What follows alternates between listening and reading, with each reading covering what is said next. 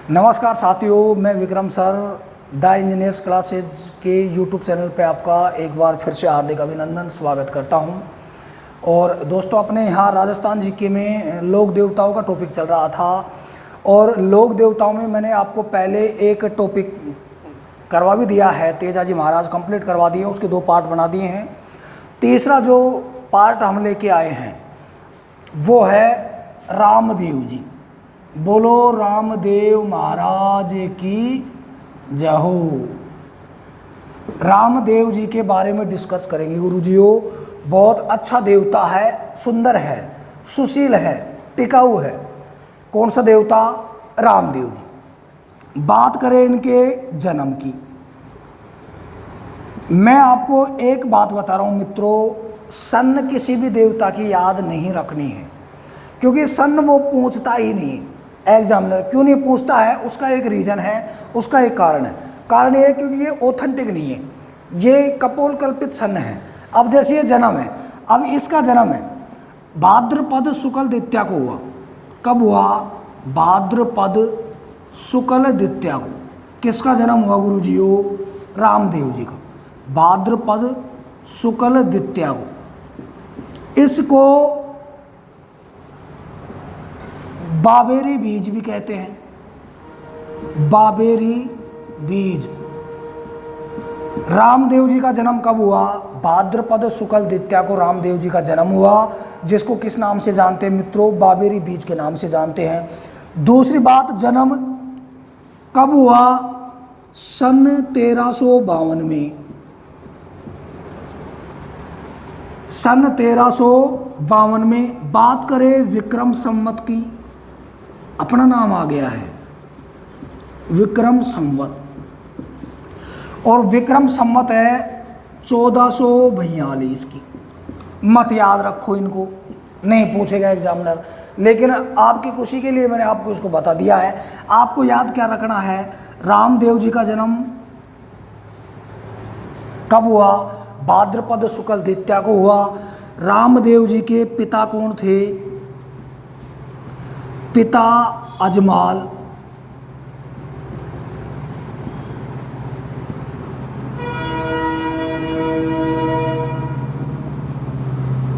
माता नेतलदे,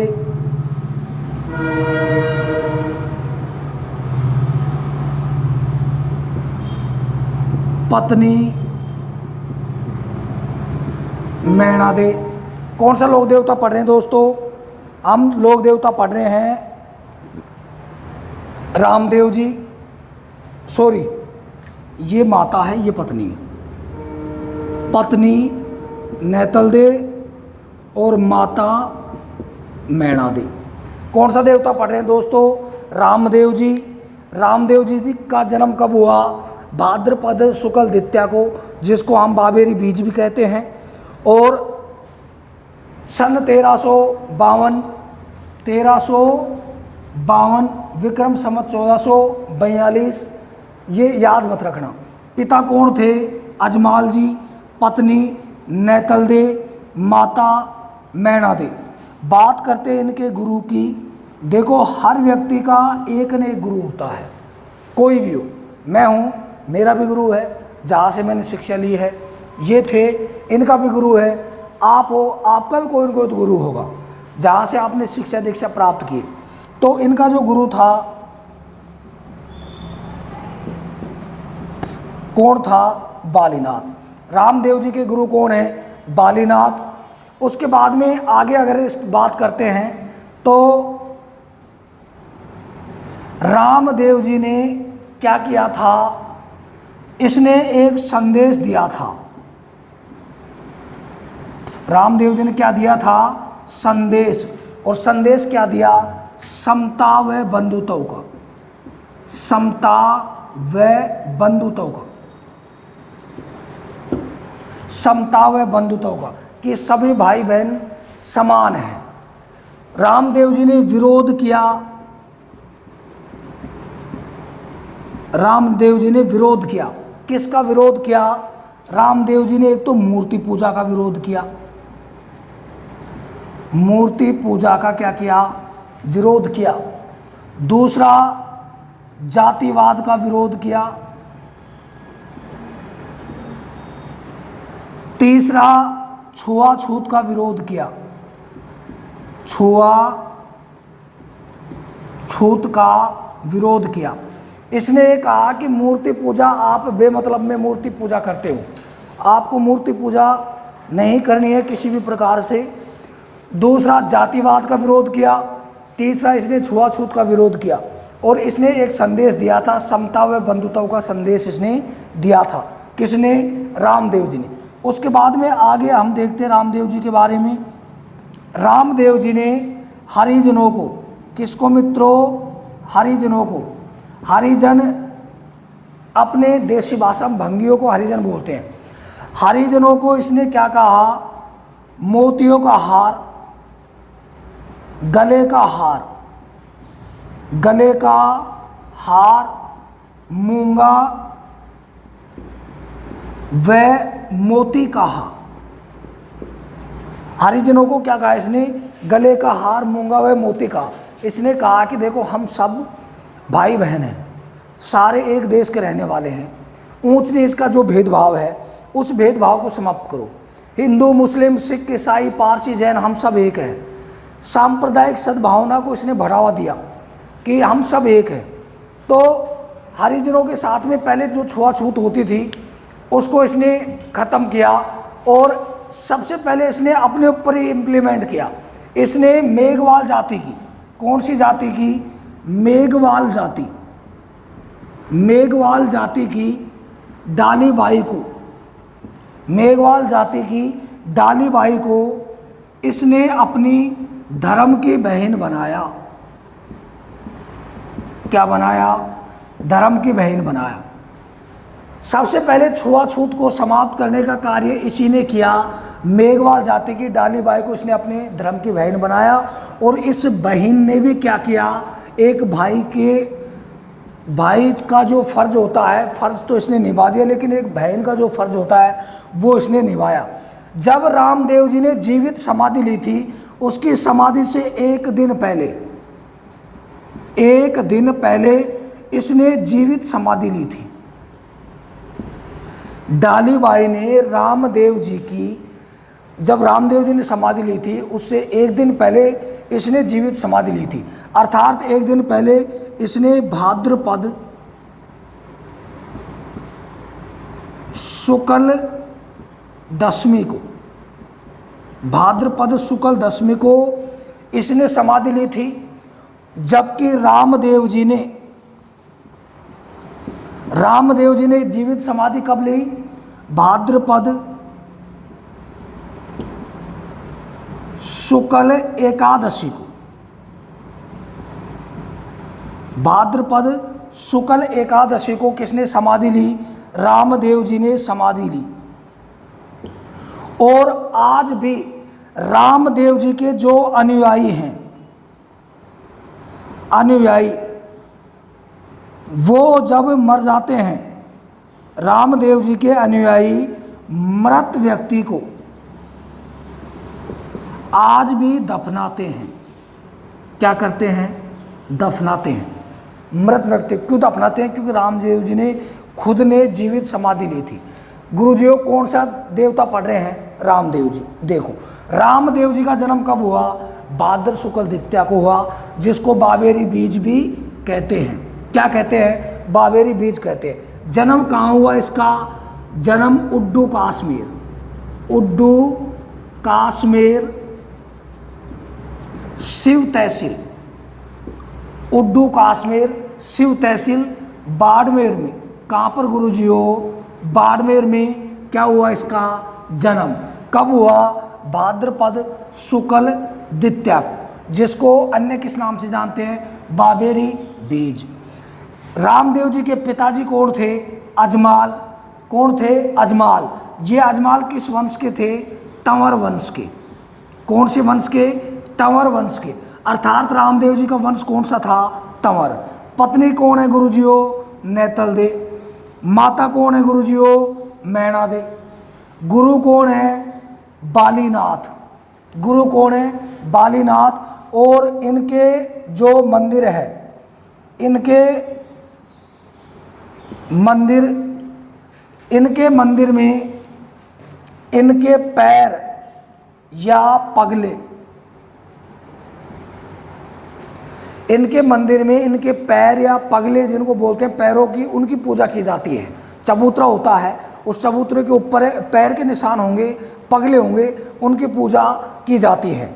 उसके बाद हम देखो आगे, रामदेव जी ने सभी के लिए एक संदेश दिया, और वो संदेश क्या दिया? समता व बंधुत्व का संदेश दिया। उसके बाद में रामदेव जी ने विरोध किया। विरोध किसका किया? मूर्ति पूजा का विरोध किया, जातिवाद का विरोध किया, छुआछूत का विरोध किया। किसने? रामदेव जी ने। छुआछूत के अंतर्गत इसने हरिजनों को, भंगियों को क्या कहा? गले का हार, मूंगा व मोती कहा। उसके बाद में इसने छुआछूत समाप्त की। तो सबसे पहले मेघवाल, जो एससी जाति में आती है, छोटी कास्ट में आती है, मेघवाल जाति की डालीबाई, कौन थी? डालीबाई। इसको रामदेव जी ने अपनी धर्म की बहन बनाया, और इस बहन ने भी अपने बहन होने का फ़र्ज निभाया। और बहन होने का फ़र्ज क्या निभाया दोस्तों, प्यारे मित्रों, मेरे आराध्य देवता हो, ये जब रामदेव जी ने जीवित समाधि ली। अब रामदेव जी ने जीवित समाधि कब ली? भाद्रपद शुक्ल एकादशी को इसने जीवित समाधि ली। और कहाँ पर ली ये? रुणेचा जैसलमेर में। रुणेचा जैसलमेर में रामदेव जी ने जीवित समाधि ली। कब? भाद्रपद शुक्ल एकादशी को। इसके समाधि लेने से एक दिन पहले किसने समाधि ली? डालीबाई ने। अर्थात एक दिन पहले क्या था? भाद्रपद शुक्ल दशमी को किसने समाधि ली थी? डालीबाई ने। रामदेव जी ने परावर्तन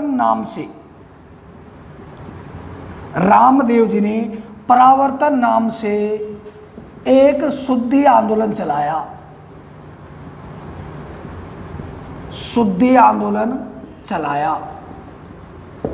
रामदेव जी ने परावर्तन नाम से एक शुद्धि आंदोलन चलाया। ये शुद्धि आंदोलन क्या होता है दोस्तों? आपने भारत के इतिहास में पढ़ा होगा। भारत के इतिहास में जब औरंगजेब एक शासक हुआ था, मुगल वंश का था औरंगजेब, उसने क्या किया? भारत में तमाम मंदिरों को तुड़वाया था उस समय, और उसने ज़बरदस्ती अपने जो हिंदू लोग थे उनको चाबुक के बल पर, डंडे के बल पे, तलवार की धार के आधार पर उन्होंने हिंदुओं को मुस्लिम धर्म ग्रहण करने के लिए प्रेशर डाला। तो उस समय बहुत सारे हिंदू थे बेचारे, जो डर की वजह से उन्होंने मुस्लिम धर्म को अपना लिया था।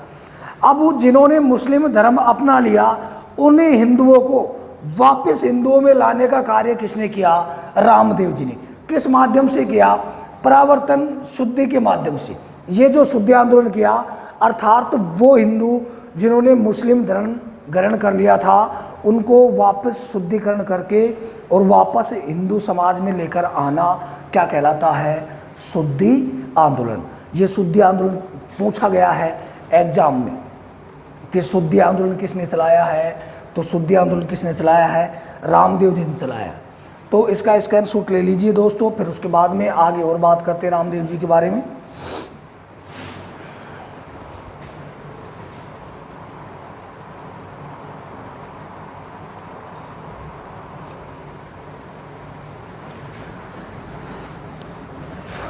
आगे देखो दोस्तों, इसमें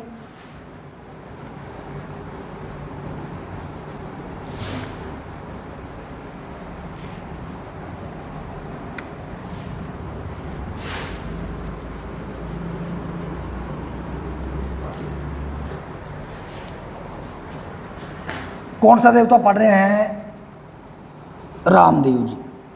रामदेव जी का मुख्य मंदिर कौन सा मंदिर गुरुजियों? मुख्य मंदिर। रामदेव जी का मुख्य मंदिर रामदेवरा। कौन सा है गुरुजियों? रामदेवरा। कहाँ पर है ये? रुणेचा जैसलमेर में। रुणेचा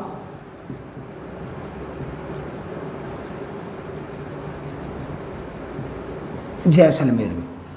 रामदेव जी का मुख्य मंदिर कहाँ पर है? रामदेवरा। और रामदेवरा कहाँ है? रुणेचा जैसलमेर में। और इस मंदिर का जो निर्माण था, इस मंदिर का निर्माण 1931 में राव गंगा सिंह के द्वारा करवाया गया। राव गंगा सिंह के द्वारा करवाया गया। उसके बाद में अगर हम आगे देखें रामदेव जी के बारे में, तो उपनाम, किसके उपनाम गुरुजियों? रामदेव जी के। रामदेव जी के उपनाम। रामदेव जी को रामसा पीर कहते हैं। रामसा पीर कहते हैं, ठीक है गुरुजियों। दूसरा, पीरों का पीर कहते हैं। पीरों का पीर कहते हैं। तीसरा, रुणेचारा धनी कहते हैं। रुणेचारा धनी। चौथा, कवि। बहुत है ये तो। रामसा पीर, पीरों का पीर, रुणेचारा धनी और कवि। अब देखो, ये जो रामदेव जी था, रामदेव जी ये दो भाई थे। कितने भाई थे? दो भाई। कितने भाई थे? दो भाई। इनमें से जो इनका बड़ा भाई था, बड़ा भाई था वीरमदेव। वीरमदेव। और छोटा ये हो गया था रामदेव जी। वीरमदेव को बलराम का अवतार माना जाता है। बलराम का अवतार, जिसको बलदाऊ जी भी कहते हैं। बलराम का अवतार किसको माना जाता है? वीरमदेव को। और इसको कृष्ण का अवतार माना जाता है। कृष्ण का अवतार। कृष्ण का अवतार किसको माना जाता है? रामदेव जी को। तो इसको उपनाम कृष्ण का अवतार। कृष्ण का अवतार किसको माना जाता है गुरुजियों? रामदेव जी को। अब देखो, रामसा पीर, पीरों का पीर, रुणेचारा धनी, कवि और कृष्ण का अवतार। अब देखो, रामदेव जी की पूजा हिंदू भी करते हैं, प्लस में मुस्लिम भी करते हैं। रामदेव जी की पूजा हिंदू भी करते हैं और मुस्लिम भी करते हैं। अब ये जो हिंदू हैं, ये तो किसके रूप में पूजा करते हैं? कृष्ण के अवतार के रूप में। किसके अवतार में? कृष्ण के अवतार में। और मुस्लिम जो लोग हैं, ये किस रूप में पूजा करते हैं? पीर के रूप में। समझ में आ गया? हिंदू हैं वो तो किस रूप में पूजा करते हैं? भगवान श्री कृष्ण के रूप में। किसकी? रामदेव जी की। मुसलमान जो लोग हैं वो किस रूप में पूजा करते हैं? पीर के रूप में पूजा करते हैं। इनको पीरों का पीर कहा जाता है। इनको रामसा पीर भी कहा जाता है, रुणेचारा धनी कहा जाता है, कवि कहा जाता है, कृष्ण का अवतार कहा जाता है। तो इसका स्कैन शूट ले लीजिए दोस्तों, फिर इसके बाद में हम आगे बढ़ते हैं इसी में।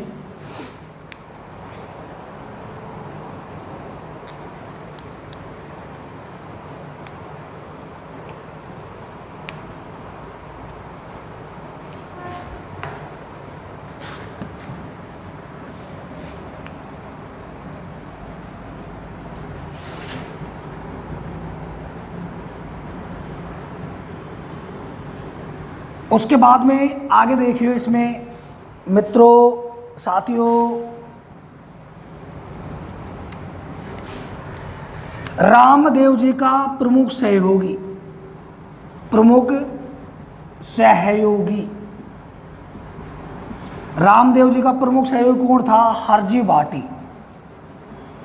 हरजी भाटी ये रामदेव जी का प्रमुख सहयोगी था। सहयोगी का मतलब होता है हर कार्य में सहयोग करने वाला।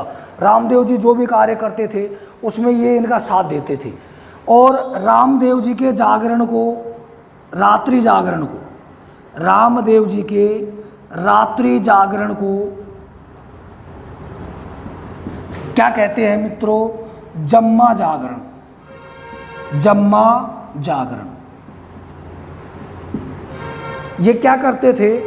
ये शाम को अपने खाना वाना खा खू के बड़े तरीक़ा से रेडी तैयार होके और ये जाते थे भ्रमण के ऊपर। शाम को घूमने जाते थे, गांव-गांव में जाते थे और रात्रिकालीन ये जागरण करते थे। जगह जगह जाते जागरण करते और जागरण में ये बताते कि छुआछूत नहीं करनी है। मूर्ति पूजा का विरोध किया कि मूर्ति पूजा मत करो आप, छुआछूत का विरोध किया। इसने सांप्रदायिक सद्भावना पर ध्यान दिया। सांप्रदायिक सद्भावना के नाम से ही जाने जाते हैं ये देवता और इनको माना भी जाता है कि और बहुत बार एग्जाम में ये क्वेश्चन पूछा गया है कि सांप्रदायिक सद्भावना के रूप में किस लोक देवता की पूजा की जाती है? तो सांप्रदायिक सद्भावना के रूप में किसकी पूजा की जाती है? रामदेव जी की। तो ये जगह जगह जाते, रात्रि में अपने टेंट तंबू लगाता और वहाँ आराम से गांव के 10, 20, 50 जितने भी लोग हैं वो इकट्ठे हो जाते। इकट्ठे होने के बाद में ये उनको संदेश देता कि आपको ये नहीं करना है, आपको छुआछूत नहीं करनी है, हम सब एक हैं। और ऐसे जो भी प्रवचन देने थे इनको, वो सारे प्रवचन देता था ये। तो जो रात्रि काल में जो जागरण करता था उनको किस नाम से जानते थे? जम्बा जागरण। इनके मंदिर में एक झंडा चढ़ाया जाता है या झंडा होता है। इनके मंदिर में झंडा होता है और उस झंडे को किस नाम से जाना जाता है? नेजा नाम से जाना जाता है। नेजा। इनके मंदिर में झंडा चढ़ाया जाता है या नेजा चढ़ाई जाती है। ये कितने रंग की होती है? 5 रंग की नेजा होती है। कितने रंग की? 5 रंग की नेजा या 5 रंग का झंडा होता है। उसके बाद में आगे बात करें तो इनके मंदिर में, किनके मंदिर में राक्षसों? रामदेव जी के मंदिर में कपड़े का घोड़ा चढ़ाया जाता है। कैसा घोड़ा? कपड़े का घोड़ा चढ़ाया जाता है। कपड़े का घोड़ा चढ़ाया जाता है। और इसका जो घोड़ा था, इसका जो वाहन था वो था नीला घोड़ा। कौन सा? नीला घोड़ा, जिसको लीला घोड़ा भी कहते हैं। इनका जो वाहन था वो नीला घोड़ा था। इनके मंदिर में कपड़े के क्या चढ़ाए जाते हैं? घोड़े चढ़ाए जाते हैं। इनका जो झंडा होता है उसको नेजा कहते हैं, जो कितने रंग की होती है? 5 रंग की होती है। रात्रि जागरण करते थे जिनको क्या कहते थे? जम्मा जागरण कहते थे। इनके जो प्रमुख सहयोगी थे, इनके हर सुख दुख में काम आने वाले इनके जो मित्र थे, इनके जो सहपाठी थे, इनका जो प्रमुख सहयोगी था वो कौन था? हरजी भाटी। उसके बाद में अगर हम आगे बात करें, इनके मंदिर को भी क्या कहते हैं? थान कहते हैं। और वो भी मुख्यतः किस पेड़ के नीचे होते हैं? खेजड़ी प्लस नीम का पेड़। इसका भी नीम का पेड़ और खेजड़ी के पेड़ के नीचे अधिकतर होते हैं इसके थान है जो। तो ये अपने रामदेव जी थे। इसके बारे में और आगे हम डिस्कस करेंगे, चर्चा करेंगे। अभी आप इसको फ़िलहाल स्कैन शॉट ले लीजिए, फिर उसके बाद में आगे डिस्कस करते हैं।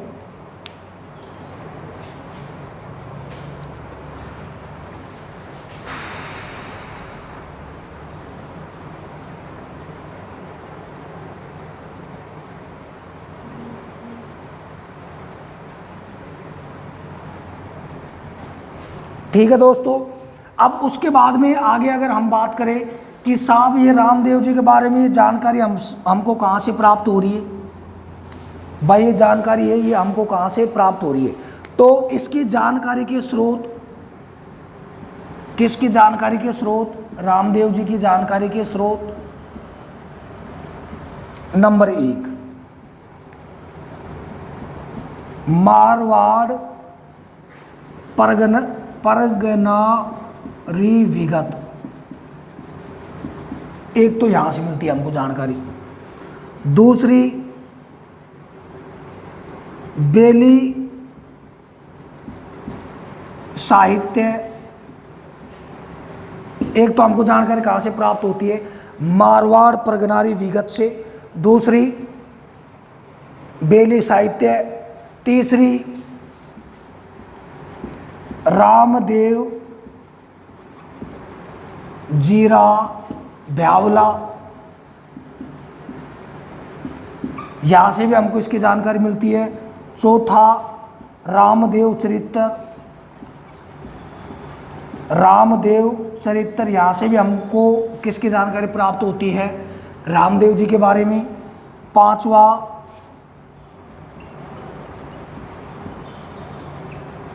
रामदेव जी, यहाँ से भी हमको इसके बारे में क्या जानकारी प्राप्त होती है। रामदेव पहला क्या हो गया, मारवाड़ प्रगनारी विगत, इसमें भी हमको जानकारी मिलती है रामदेव जी के बारे में। बेली कृष्ण साहित्य, इसके बारे में भी हमको जानकारी मिलती है, किसकी, रामदेव जी की। और उसके बाद में रामदेव जीरा ब्यावला, यहाँ से किसकी जानकारी मिलती है, रामदेव जी की।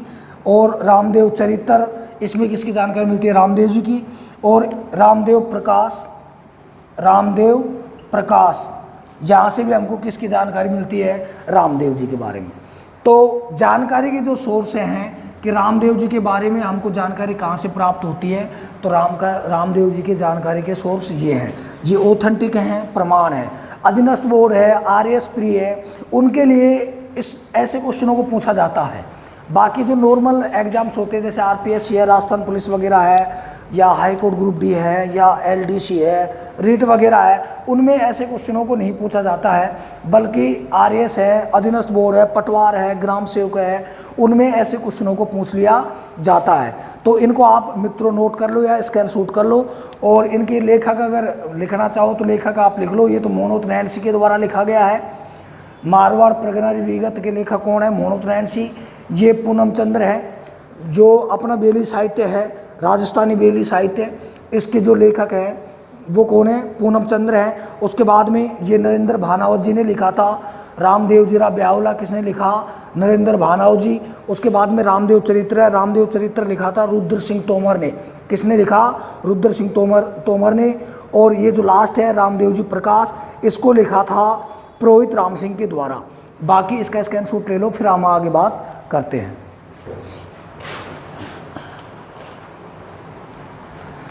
उसके बाद में दोस्तों इसमें आगे देखते हैं, सभी लोक देवताओं में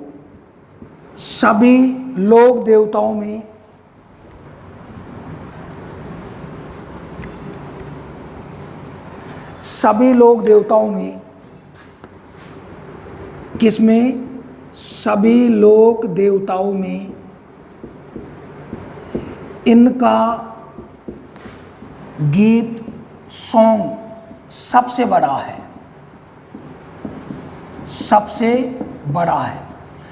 पूछा गया क्वेश्चन है कि सबसे बड़ा लोकगीत किसका है, तो वो किसका है, रामदेव जी का। अब कितना है गुरुजियों, ये है 48 मिनट का।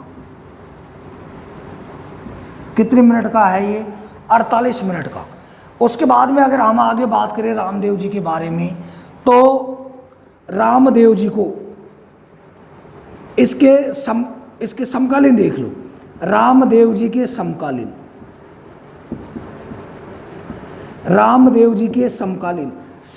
का मतलब क्या होता है कि उसी समय, जिस समय रामदेव जी जीवित थे, ये तमाम कार्य कर रहे थे, उसके बाद में उसके जो साथ में जो लोग थे वो कौन कौन थे, तो एक तो हड़बू जी है, पाबू जी है और मल्लीनाथ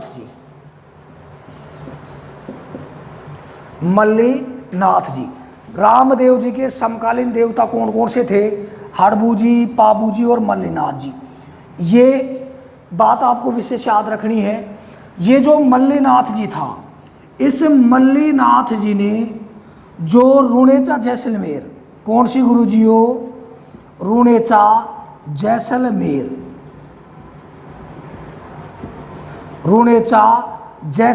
की जागीर, रुणेचा जैसलमेर की जागीर रामदेव जी को गिफ्ट में दी थी। GIFT गिफ्ट बोलते हैं, उपहार। रूणेचा जैसलमेर की जागीर उपहार में मल्लीनाथ जी ने किसको दी थी? रामदेव जी को दी थी। अब ये जो उपहार देने की जो जानकारी है भाई, ये जो उपहार देने की जानकारी है ये हमको कहाँ से प्राप्त होती है? इसका जानकारी का क्या सोर्स है? कि आपने दिमाग में सोचा कि ठीक है सर, आपने बता दिया कि मल्लीनाथ जी ने गिफ्ट के तौर पर रूणेचा जैसलमेर की जागीर थी, वो जागीर रामदेव जी को दे दिया, लेकिन ये जानकारी कहाँ से मिलती है? तो ये जो जानकारी के सोर्स हैं, ये पहली जो जानकारी है वो मारवाड़ री परगनारी विगत, एक तो वहाँ से इसकी जानकारी हमको प्राप्त होती है। दूसरी तंवरारी ख्यात वहाँ से इसके बारे में जानकारी मिलती है। और तीसरी रामसा पीरी ख्यात, जिसके बारे में इसकी जानकारी हमको प्राप्त होती है। ठीक, देखो उपहार स्वरूप ये जो रूणेचा जैसलमेर की जागीर थी, ये रूणेचा जैसलमेर की जागीर किसने दी? मल्लीनाथ ने। किसको दी? रामदेव जी को। क्यों दी गुरुजियो? गिफ्ट में दी साहब, उपहार में। ठीक है साहब, उपहार में दे दी, लेकिन ये जानकारी कहाँ से प्राप्त होती है? ये जानकारी कहाँ से प्राप्त होती है? मारवाड़ परगनारी विगत। कहाँ से प्राप्त होती है? मारवाड़ परगनारी विगत से इसके बारे में जानकारी प्राप्त होती है। दूसरी तंवरारी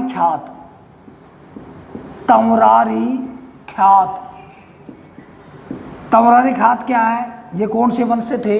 तंवर वंश से थे, यहाँ से जानकारी प्राप्त होती है। और तीसरी रामसा पीरी ख्यात, यहाँ से तमाम जो जानकारी है वो हमको प्राप्त होती है। किसके बारे में? इस उपहार के बारे में, कि भाई इसने वास्तविक उपहार दिया। तो ये जानकारी हमको कहाँ से मिली? यहाँ से मिली है।